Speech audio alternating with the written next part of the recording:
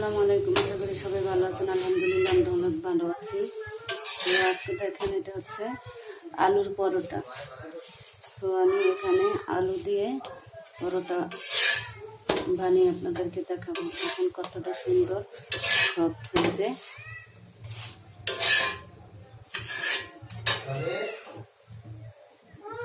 দেখেন এটা তেল দিয়ে ভেজেছি, এটা তেল ছাড়া ভেজেছি আলুর পরোটা। দেখেন এই হচ্ছে আলু, দিয়ে দেবো আলুতে চিনি,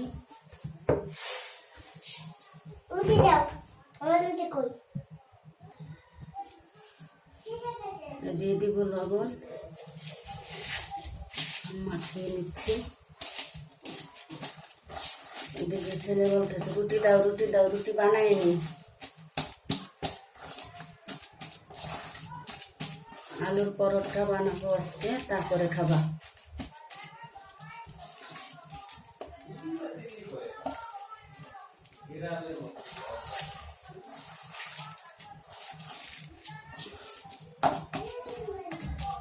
ভালোভাবে গুলিয়ে নিব যাতে কোনো দানাযুক্ত না থাকে। আলু ভালোভাবে ভেঙে নিব, লবণ আর চিনি দিয়ে দিছি। আমার কাছে আলু ঝাল পরোটাটাও করা যায়, তো আমার ছেলে মিষ্টি পরোটাটা বেশি পছন্দ করে।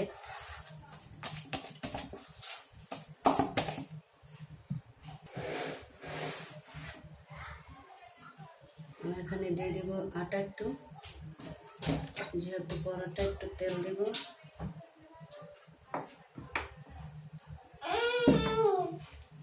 আর এমনিতেও এই রুটিটা এত নরম হয়, খুব সফট হয়, খেতে অনেক টেস্ট হয়। কারণ যেহেতু আলুর পরোটা একবারে ছোট বাচ্চাদের হাতে দিলেও দেখা গেছে অনায়াসে খেতে পারবে। এখানে পানি টানি আর কিছু দিতে হবে না, এইভাবে আমি গুলিয়ে নিব।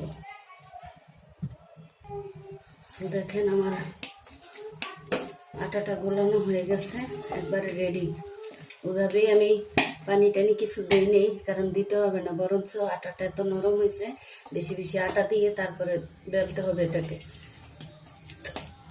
আমি এখন বানিয়ে নেব রুটিগুলো।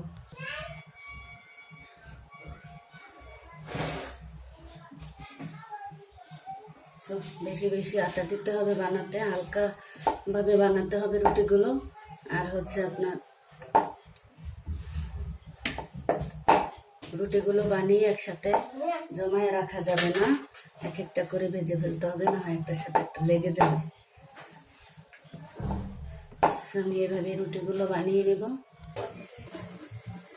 দেখেন আমি চুলা তাওয়া বসিয়ে রেখেছিলাম, আগে থেকে গরম করতে দিয়ে দিছি। এখন রুটিগুলো